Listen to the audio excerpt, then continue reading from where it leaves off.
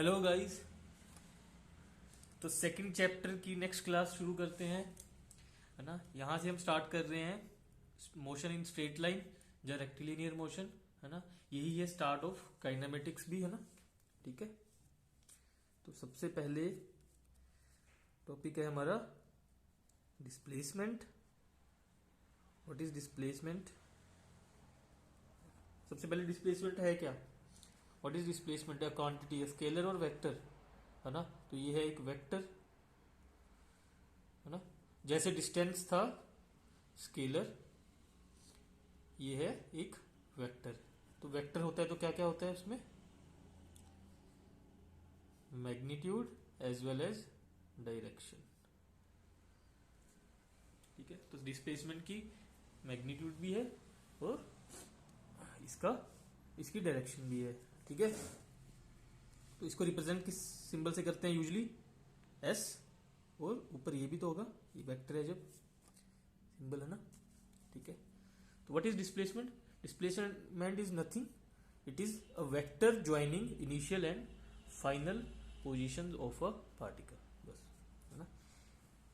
Vector joining initial and final position of a particle, है ना, and directed towards final position, है ना। तो यही है ना, डायरेक्टेड टुवर्ड फाइनल पोजीशन। तो यही हुआ ना इस वेक्टर। इसका मैग्नीट्यूड कितना होगा? ये डिस्टेंस। इसकी डायरेक्शन क्या होगी? ये इस तरफ। ठीक है। As simple as that. पहला वेक्टर अपना, है ना, हम जो पढ़ रहे हैं, तो पहला वेक्टर होगा ये।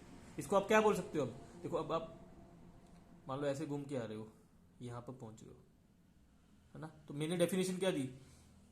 इनिशियल एंड फाइनल पोजीशन को ज्वाइन करते हुए, है ना। तो कोई भी रास्ता हो बीच में, सिर्फ इनिशियल और फाइनल पोजीशन को कंसीडर करना है। ठीक है। तो ये हुआ। तो ये और इसका डेफिनेशन क्या आप बोल सकते हैं? This is the shortest path between two particles. ठीक है। आप ये डेफिनेशन में इसके समझ सकते हो, लिख सकते हो। ठीक है। और डिस्टेंस क्या होगा इस केस में? डिस्टेंस होगा ये पूरी लेंथ। ठीक है। Very very very very simple, है ना। अब इसमें साइन कन्वेंशन आ जाता है एक, जब भी वेक्टर, कोई भी वेक्टर पढ़ते हैं, साइन कन्वेंशन, है ना, हमें डिफाइन करना पड़ेगा ना। अब हर बार तो मैं ऐसे नहीं बताऊंगा कि ये एग्जाम में ये थोड़ा लिख के बताऊंगा कि ये डायरेक्शन है, ये डायरेक्शन है ना। एक साइन कन्वेंशन लिख देंगे यहाँ पे। क्या होगी साइन कन्वेंशन? यूजली मैं पेपर में अगर डिफाइन करूंगा तो 2D में चीजें डिफाइन करूंगा ज्यादातर। अगर 3D में करूंगा तो उसके लिए डिफाइन कर दूंगा, है ना। तो 2D में डिफाइन करने का तरीका ये है। इसको ये है मेरी पॉजिटिव, ये नेगेटिव, ये मेरी पॉजिटिव, ये मेरी नेगेटिव। अब ये आपके ऊपर है, आप इसको नेगेटिव इसको पॉजिटिव भी कर सकते हो, इसको नेगेटिव इसको पॉजिटिव भी कर सकते हो, इसको पॉजिटिव इसको नेगेटिव, इसको नेगेटिव इसको पॉजिटिव। ठीक है।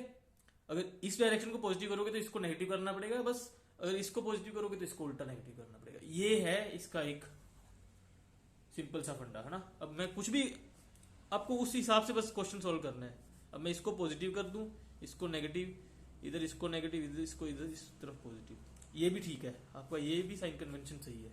या फिर मैं इसको पॉजिटिव, इसको नेगेटिव, इसको नेगेटिव, इसको पॉजिटिव, ये भी सही है, सारे सही है ना।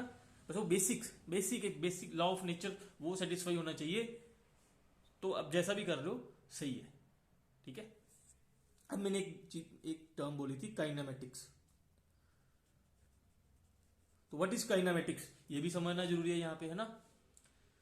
तो काइनेमेटिक्स और एक होता है डायनामिक्स। ठीक है। तो काइनेमेटिक्स का जो उल्टा है वो है डायनामिक्स, है ना। तो काइनेमेटिक्स में आप क्या करते हो? Kinematics is basically simple study, एक सिंपल सी स्टडी है,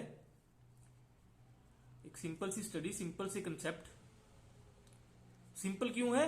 क्योंकि we discuss types of motions but without discussing the cause of motion. Cause of motion क्या होता है? कोई भी एक कॉज ऑफ मोशन क्या होता है ना। ये चीज स्टिल है यहां पे। अब ये मोशन में क्यों होगी उसका कॉज क्या होगा? अगर मैं इसको फोर्स लगाऊंगा इस पे, इसको पुश करूंगा, इसको पुल करूंगा, है ना? तो बट जब मैं काइनेमेटिक्स पढ़ रहा हूं तो मैं ये कॉज ऑफ मोशन डिस्कस नहीं करता। तो मैं एक सिंपल स्टडी, मैं एक मोशन स्टडी करता हूं without discussing the cause of motion, as simple as that. This is kinematics, है ना? तो क्या क्या डिस्कस करेंगे काइनेमेटिक्स में? जैसे अभी डिस्प्लेसमेंट पढ़ा है, वेलोसिटी भी पढ़ेंगे, एक्सेलरेशन भी पढ़ेंगे, ठीक है?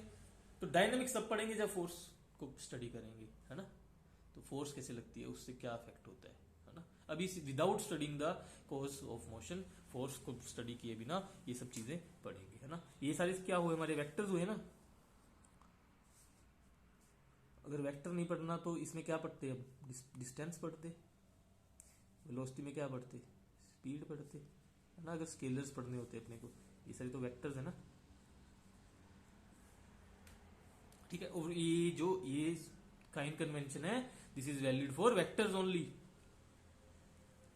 है ना? जो स्केलर है उसमें तो साइन देने की जरूरत ही नहीं है ना, वो इधर भी पॉजिटिव है, वो इधर भी पॉजिटिव है, या इधर भी नेगेटिव है, इधर भी नेगेटिव, उसको कैसे भी पढ़ लो, ठीक है? चलो, अब डिस्प्लेसमेंट वेक्टर पढ़ लिया, अब है वेलोसिटी वेक्टर। क्या होता है वेलोसिटी? v साइन से is equal to what? Displacement per unit, not distance, displacement per unit time, है ना? This is not distance per unit time. ये क्या होता है? ये होती है स्पीड। ये भी स्केलर है तो ये भी स्केलर है, ये वेक्टर है तो ये भी वेक्टर है, ठीक है? टाइम क्या है? टाइम तो एक स्केलर है ना, तो वेक्टर और स्केलर है जब, तो ये ओवरऑल वेक्टर हो गया ना, इसकी डायरेक्शन है कुछ, इसको ऐसे लिख देंगे, ठीक है? As simple as that. अब वेलोसिटी क्या हो सकती है? वेलोसिटी को पढ़ कैसे सकते हैं? डिस्प्लेसमेंट पर यूनिट टाइम, ऐसे बोल सकते हैं इसको, है ना? Rate of change of position, rate of change of position with respect to time, या rate of change of displacement with respect to time, ये होगी इसकी डेफिनेशन, है ना? अब कोई पार्टिकल यहां से यहां जा रहा है तो कितने पर यूनिट टाइम में? Delta T 1 per unit, unit मतलब 1 यूनिट टाइम में यहां से यहां मूव किया तो कितना डिस्टेंस मूव किया, इसको बोलते हैं वेलोसिटी, है ना? हम कैसे बोलते हैं इसको? 5 किलोमीटर पर आवर। तो एक आवर में, एक यूनिट आवर में 5 किलोमीटर मूव कर गया, ये उसकी डिस्प्लेसमेंट है, उसकी rate of change of displacement है, उसकी वेलोसिटी है। वेलोसिटी एवरेज भी हो सकती है ना, इंस्टेंटेनियस भी हो सकती है। तो एवरेज क्या होगी? एवरेज वेलोसिटी, एवरेज सिंपल होगी, final position minus initial position divided by time difference, delta t, as simple as that. और इंस्टेंटेनियस क्या होगी? इसको ऐसे भी लिख सकते हैं ना, delta x by delta t, है ना? तो अभी ये टाइम कितना भी हो सकता है, 5 घंटे भी हो सकते हैं, 5 दिन भी हो सकते हैं, 5 मिनट भी हो सकते हैं ना। बट जब ये टाइम बहुत स्मॉल है, उसी मोमेंट पे, एग्जैक्ट उसी मोमेंट पे, ऐसे, है ना? इसको तो मुझे मान लो ऐसे टाइम लगा यहाँ तक यहाँ आने में, अब ये इस मोमेंट पे कितनी है, उस टाइम किस स्पीड से मूव कर रहा है, उस किस वेलोसिटी से मूव कर रहा है, उसको बोलूंगा इंस्टेंटेनियस वेलोसिटी। और we are mostly interested in instantaneous velocity, तो इसी को ये सिंबल से यूज करते हैं, ठीक है? इसके लिए हम अलग सिंबल लगा लेते हैं, ये एवरेज का सिंबल इज दिस, कहीं भी, ठीक है? और normal it is already understood, it is always understood as instantaneous, any quantity is understood as. इसको कैसे लिख देंगे हम जब टाइम बहुत स्मॉल हो जाए? तो वही पहले भी किया था ये चीज, एज सिंपल एज दैट, ठीक है? Same goes for acceleration. What is acceleration? अब symbol a, this is again vector. तो जैसे वेलोसिटी था rate of change of displacement with respect to time, अब ये है rate of change of velocity with respect to time.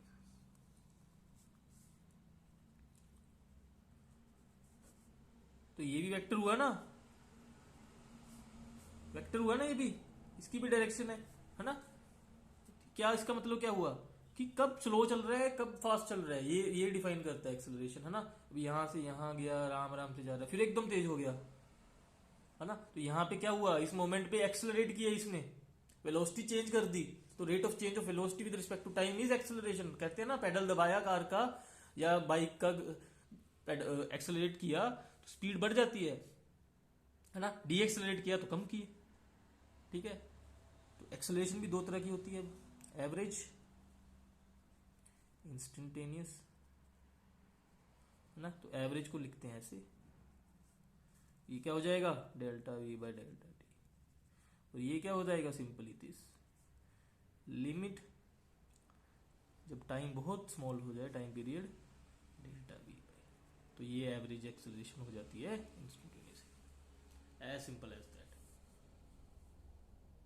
ठीक है, इसको किसी कैसे ऐसे भी लिख सकते हैं ना, इसी चीज को कैसे लिख देते थे जब डीवी बाई डी टी, और इसको कैसे लिख देंगे,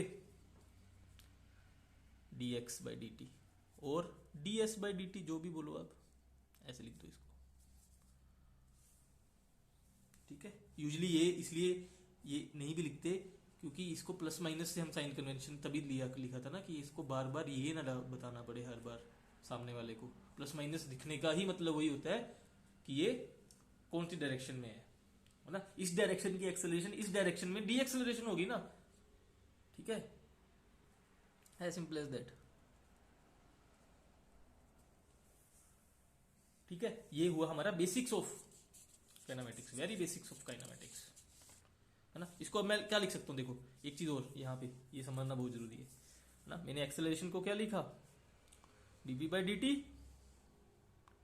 और v क्या था, ds बाई डी टी।